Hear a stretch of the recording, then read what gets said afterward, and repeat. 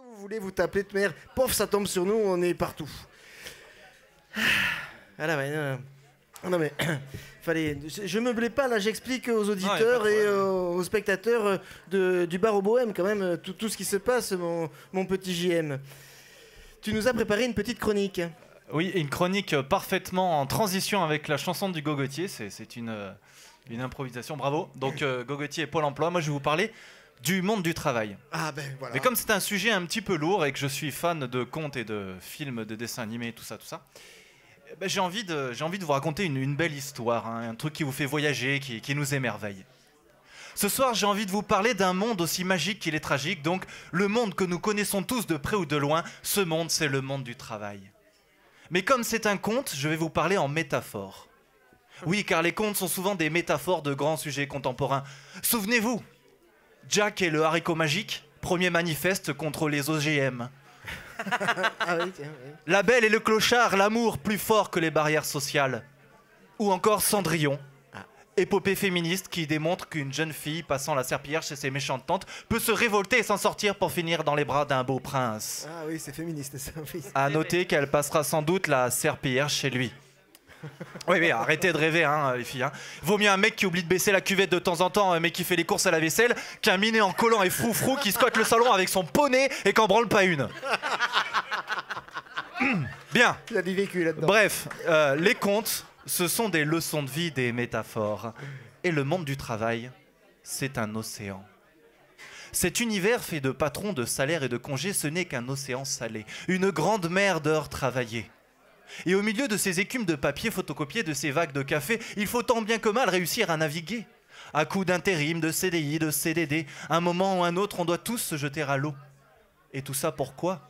Eh bien, pour gagner de quoi dépenser, de quoi s'endetter. Et oui, l'océan du travail propose en effet des taux d'emprunt très avantageux. Mais pour cela, il faut naviguer pendant des années. Comme vous et moi, naviguons tant bien que mal sur notre embarcation. Alors il y en a qui ont des emplois précaires. Ils n'ont pour voguer qu'à peine un matelas gonflable. Ballottés par les hauts et les bas d'une marée cotée en bourse, lorsqu'elle est haute, ils survivent, lorsqu'elle est basse, ils s'échouent sur le sable. D'autres ont réussi.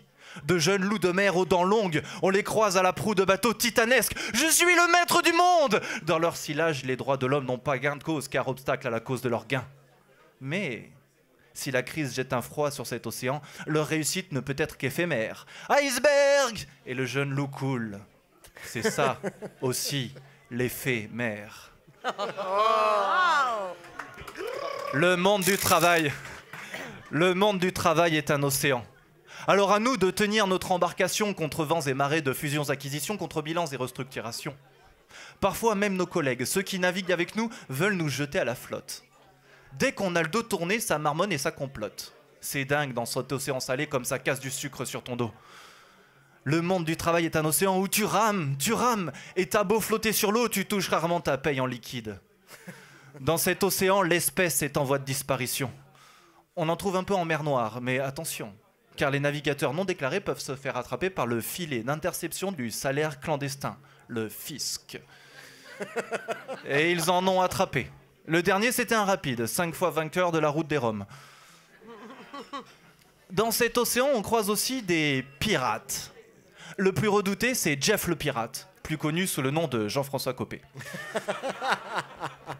Alors, comment est-il devenu pirate ? À l'origine, c'était un capitaine respecté au sein de l'UMP, l'Union des marins pêcheurs. Mais il y eut une fuite. Une histoire de surfacturation et de copains dans la communication fit prendre l'eau à son embarcation. Accusant le coup, il n'y copa pas, copé, copa et copa. Oui. Je sais, ça fait 3 fois que vous entendez la vanne, mais bon, c'est une thématique d'émission, c'est comme ça. Tentant de reboucher le point où ça fuyait avec un tissu de mensonge. Mais le tissu, ça prend l'eau, et Jeff le pirate se retrouva dans l'eau. Heureusement, le bois flotte. C'est donc grâce à sa langue qu'il arriva à se maintenir à flot. Depuis, il hante la mer Noire et n'a qu'un seul but, trouver l'île au trésor public. Aidé de son fidèle perroquet qu'il a ironiquement nommé Coco, il navigue De combine en détournement, de holding en investissement, sillonnant cette mer de labeur à bord de son vaisseau Enterprise, le seul navire qui ne connaît pas la crise. Le monde du travail est un océan où on peut s'oublier et laisser filer le temps. On pensait juste faire trempette et on navigue jusqu'à la retraite.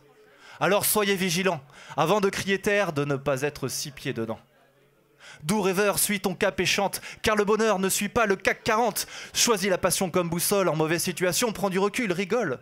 Car loin des tempêtes de stress et d'écume, des marins naviguent encore à la voile et à la plume. Merci. Bravo. C'était JM.